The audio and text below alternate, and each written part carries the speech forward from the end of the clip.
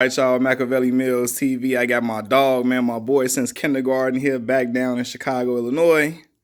Now you've been living in North Carolina for a while now. You made that transition a long time ago. You left Chicago at the end of freshman year, I believe, right? We was 14, 15 years old at the time, right? Yep. And so I wanted to have you on here to talk about, because people always ask me about Chicago. How did I go to school with some wild individuals? These dudes that's real rapping. Was it really like that, etc. Right? Right. So I want you to talk about your experience, you growing up, right? You were in the city for a large chunk, and then you moved to the south suburbs, Dalton, which is really just an extension of Chicago, right? So when you moved from there, I think seventh grade. Yep. What did you start seeing around that age? Because we were in a shelter school, a magnet school. Yeah. Like our school was such a good school, and I went to a public school when I transferred from that magnet school. Well, Tunnel Drew was still a public school. Oh, what? Yeah, still a public school because it's still CPS, but it was just a magnet school. We had to test to get into that public school. Okay. Right? Yeah. But still, not a regular school. Right. It didn't seem like right. it. Yeah, for sure. So without, yeah. Yeah. But man, like after switching schools, like, yo, I'm getting this seventh grade. Like everybody's like having sex. Like it was just a different environment from my school. Like. Well, we was just talking about the girls, and man, it was just I feel like I was in the jungle, like at 7 from that school, from switching from Turner Drew, transferring. Turner Drew Language Academy on 93rd in Princeton. Going out to what elementary school you went to? Was it Dirksen? Dirksen and Thorn Ridge, high school, yeah. Dirksen Elementary School, Thorn Ridge High School. Yeah. Now you made a key point. We was in school. We were just looking at the girls. But I literally remember us talking about like when I left, like we were talking about girls regularly, like like little kids, like little boys, like. And when you went out to Dawson and Dirksen, they was having sex seventh grade. I'm the only virgin in the class. Let everybody tell it like. Regularly, like everybody having sex, like everybody. The guys in there trying to have sex with any class, like trying to smash the chicks, like.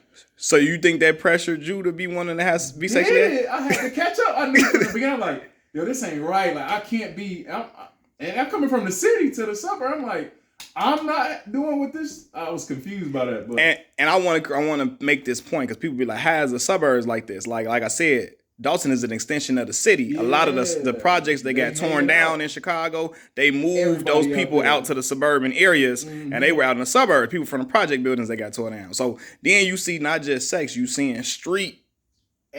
Like I'm in the streets when I get out to Dalton. I'm in the streets now. Like in Chicago, I was in the streets, but I wasn't involved. When I moved out to Dalton, like I was involved. Like I'm hanging with people that's doing something. You know what I'm saying? Killers. Just everything is I'm live and direct. I'm in there regularly. I may not be wanting the gun, but everybody got guns around me, and I'm just. And it's 14 years old. 14, yeah. So like, look, I said it. Seventh grade. Now look, how you look now? You look like an Abercrombie and Fitch model. Okay, you look like an Abercrombie and Fitch model. Okay, they wouldn't think that you were like that. Everybody to have my pants. I wore them to my. Like under my butt. With a belt on. I remember that. To keep them sagging. So I can stay under my butt. But that was the style. Like, you can't tell me nothing. But like, I show people that, my braids definitely like, I look more, you know what I'm saying? Like, yeah. Now, you talked about the street element to it.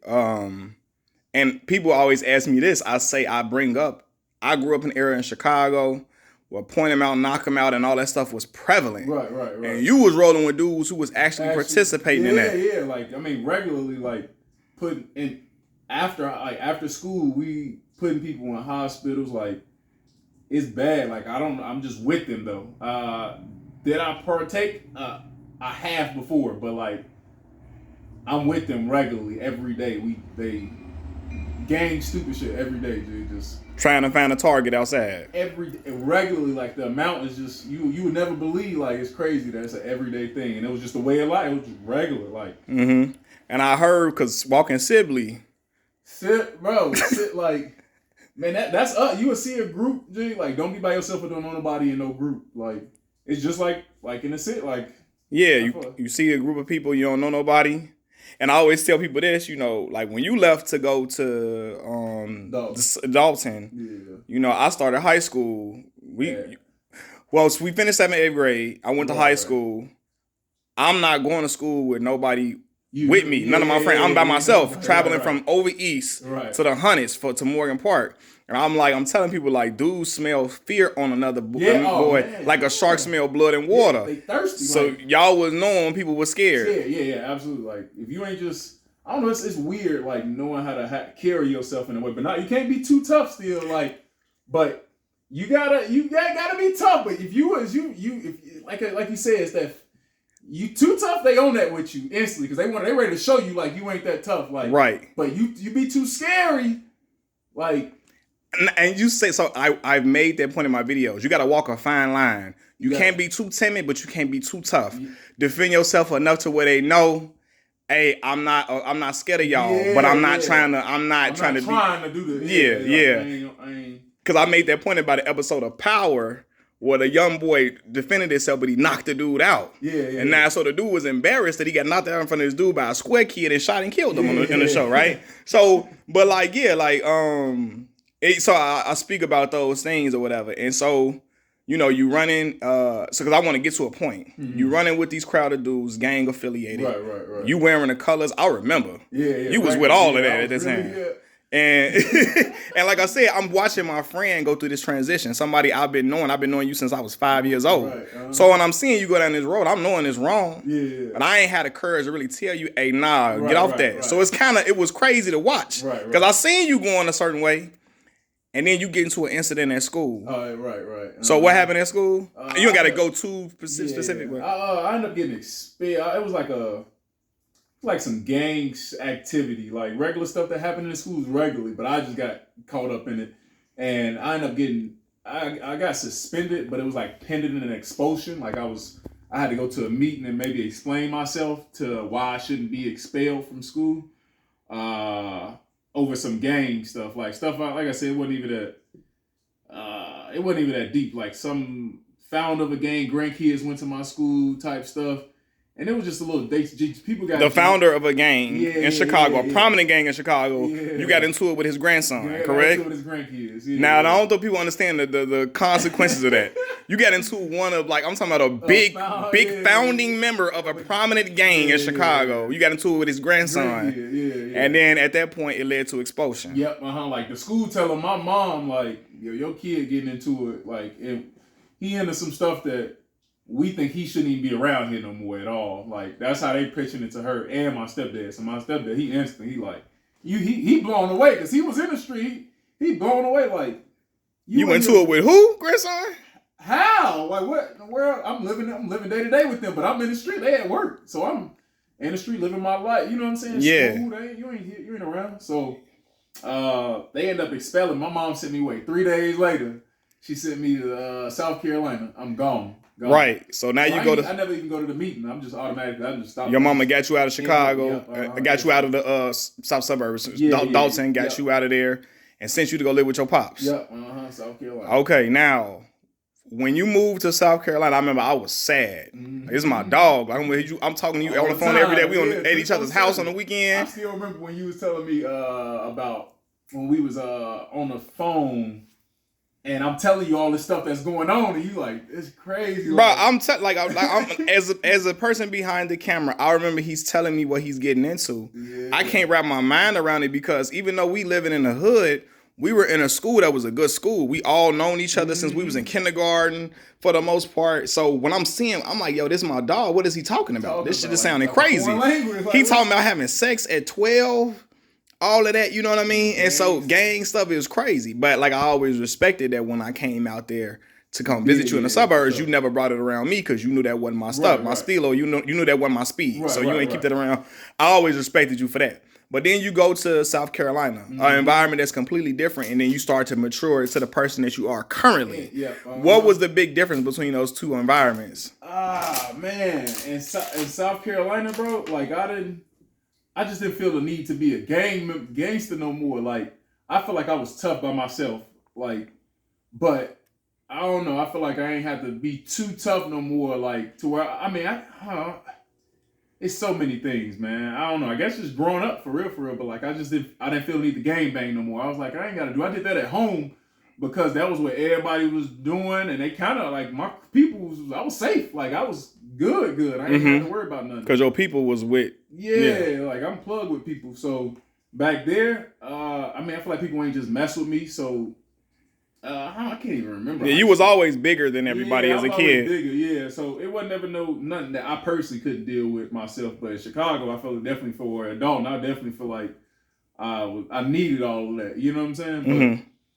But I ain't feel the need for it. I ain't need to be too tough, and it was just a different environment. Like people wasn't doing what they was doing out here in Chicago. Like, was that stuff going on? I ain't never, like I said, I moved there and I ain't had to deal with type of stuff that I dealt with. What part of South Carolina did you move to when you first went there? I moved to a few parts, and I moved to the country in the middle of nowhere, Hartsville, and then I lived in Columbia, West Columbia / Columbia, and went to school there for a little bit too because I had to go to alternative school.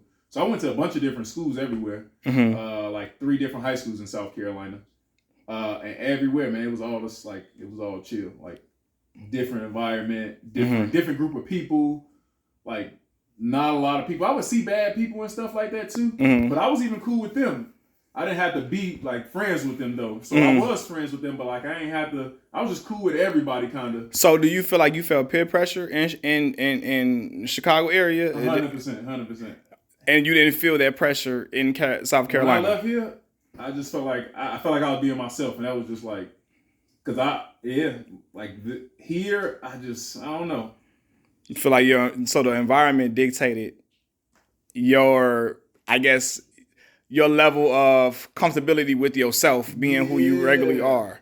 Right. So I'm gonna ask this, right? When you went with your father, was it also the fear of him having a hand on you too, or was it just the environment itself? I would say my dad definitely played up. I was scared of him, but like I still was doing me. He wasn't around, you know. So I still was. I got into girls more so than anything when I moved out to South Carolina. Like that gang banging stuff and fighting was just that was left behind to me. That wasn't really even going on that much. So that I probably would get in trouble if I was doing the stuff I was doing here. But that definitely played a role too. And just the environment, I'll say both for sure. Yeah. So it's just so funny. As you out there for a while, like I said, I was sad, but I ain't gonna even hold you. And I'm gonna say this on camera. I was sad when you left. I remember you called me at the airport. I thought your mama was just playing with you. Yeah. I thought your mama was just bluffing, like she ain't finna move you for real. You called me like I'm at the airport. I'm like, what? I remember talking to you because I remember her. I didn't want to speak to her, and she crying, and I'm crying too. I just want to talk to her. I got to talk to you. I'm calling you crying. I'm really gone. Yeah, this is crazy. So it was so quick too. Like just out of nowhere, I was gone. But I remember as a young dude, freshman in high school, 14, I had a fear that something was gonna happen to you here at some point. Right. So I knew it was the best that you left. Yeah. Because I was always worried something was gonna go down. Right. At that time, I feel like people don't understand. When you get teenage years in Chicago, that's when stuff started getting heavier. I got jumped at 14 in time by 4 dudes being just walking home from school. You know what I mean? Because we don't take school bus in the city. We take the public transportation. I'm in the area, whatever. So yeah, it was the best thing for you to leave. What do you think that did for you as far as like, of course it changed your demeanor, whatever. It like that move, how pivotal was that? I think it was, man, like you said, it kind of made me into what I am today. Like, I don't know where I don't think nobody know the future, but like, I don't know what I would have been. Where you know what I'm saying? The next day, the next week, year, like the stuff I was doing, it was just so much stuff. Like I was able to grow. I feel like when I left, I was able to like be a good part of me. You know what I'm saying? Like leaving Chicago, see other things, bro. Like know so many different people with careers and stuff like that. Moving to South Carolina or just moving around after I left Chicago, because I don't feel like we stuck in the same area with not knowing a lot of different things in Chicago. I feel like, but man, just to grow so much and see there's a whole different world. Even though I love Chicago, but it's like so many other things out there, people. Because even when you was in the suburb, your grandma right on the south side in the heart of all of it, so you coming over there all the time. I'm there every day. Yeah, you coming to my crib. I'm still out there, but can maneuver. But nah, it definitely did a lot. Like my stepdad tell me this all the time, like where I was, because I guess what everybody say, I guess I never say that stuff, like headed to a road of destruction or something like that.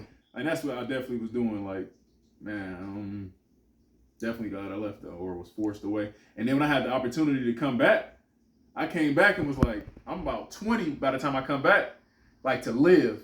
And I'm like, oh, this is not the life. I was enjoying my life. I remember when you came back here for that little, because you did for a year. Yeah, came back for a year. And we was kicking it heavy. I was in college. I came home for that summer. We was kicking it the whole summer. But it was like, you was like, yeah, this is just a different feel at this point. Yeah, it was just, I don't know. And I'm going to add this too, because I'm going to have to do another video because this was about to end. It's like, tick mark about to end. But now you working, you in the military and all of that. And, it just, like I said, the evolution has been great to watch. You know what I mean? I'm glad that you did leave, even though I was like, oh my God. Yeah, we lose. You been, but I was talking to you every day while you was out there too. So yeah, you know what I mean? So, but I wanted to hear people talk, I want to show people that just not everybody in Chicago is different. People in Chicago is different types of people, and people can leave and grow. Right, absolutely. And develop, to be different people once they leave here for sure.